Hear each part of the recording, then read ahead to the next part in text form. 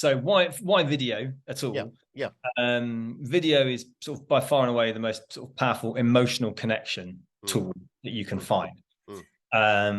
You can use videos in sort of information delivery as well. They're perfectly fine for using graphics or animation to showcase pieces of information or context, but and data visualization. But really, their absolute strength is emotional connections with an audience. That's where they come into their own.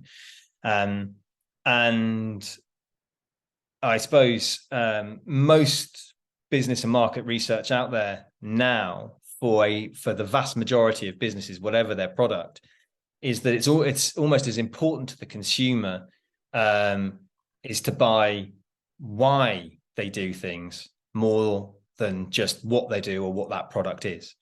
So, for example, going back to my previous examples, if you're selling a specific type of product, now there is a very small number of businesses out there who have a complete niche product, only they can produce it, but the vast majority don't. The vast majority are producing something that is probably available elsewhere.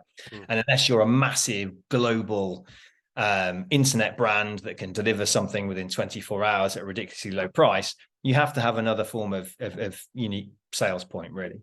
And that will tend to be a little bit about your story, and people will then start to buy into why you do what you do, what motivates you to make that product. Why are you making ethically sourced clothing, for example, or why are you recycling a certain type of thing? What's the story behind your product? What's the story behind why you're doing it? Or you yourself.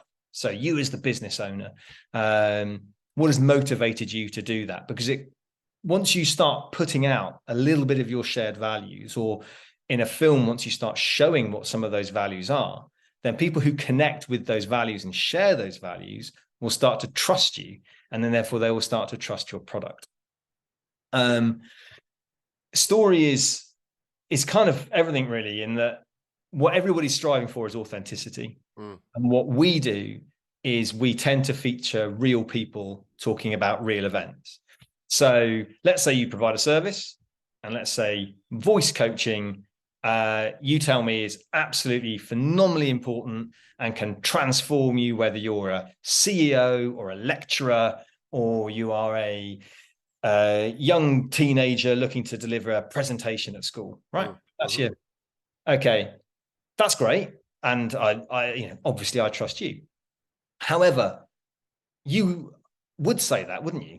I would, it's yes. Your business. It's your job. That's right. I'm slightly biased. Yeah, I often question whether that is the most important thing. But well, so I would make a film that showcases the impact of your work. You might not even be in it.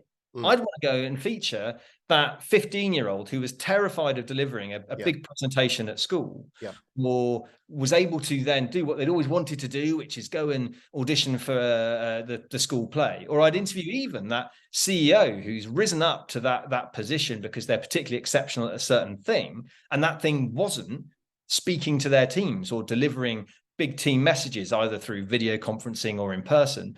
And I'd want to see the impact that had on them. So that's why storytelling becomes important, because what you're starting to do is tell something relatable. I need to see the audience journey. That's what I need to see. I don't need the person telling me that they're great at something. What we would then do is we would actually make a film that showcases the impact of that with somebody who looks and sounds like the audience you want to target. So if I'm another person, I run a business, let's say I've never had any experience of public speaking, and I see another business owner who has had their pitching abilities, for example, transformed by having voice coaching, then I want to hear their story, because they're kind of me. They're just a couple of steps further down the line. I can relate to that. I can touch and sort of connect with that. If I go and see some amazing orator, well, I might think, well, that's they're an amazing orator, but that's not me. It's too far removed from me at this point. So you find someone who looks and sounds like the audience, but is within touching distance. Sure. You talked about the story. It's not necessarily the story of the individual, but the whole story.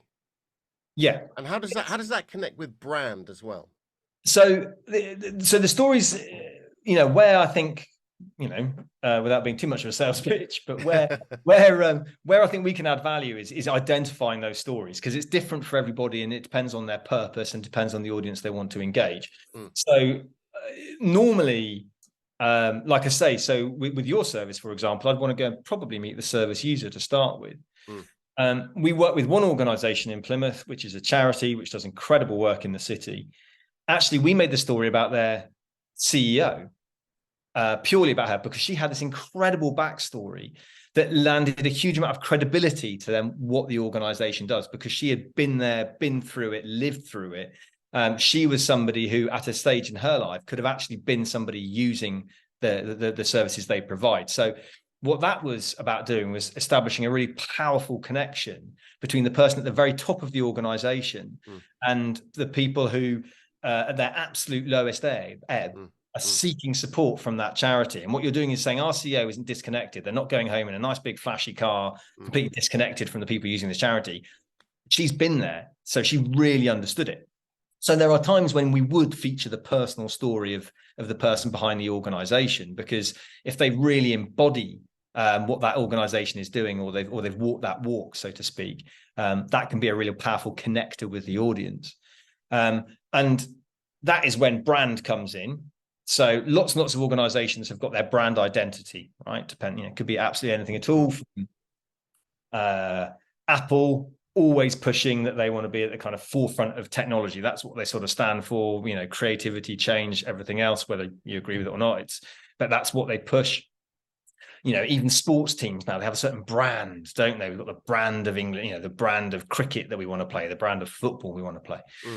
And without being too cynical, that's all lovely, but I can write those words. I can write those words about any brand on the planet. I can write down all the words that sort of pull together what they might be about, whether it's about interest in the environment or exceptional engineering or anything in between.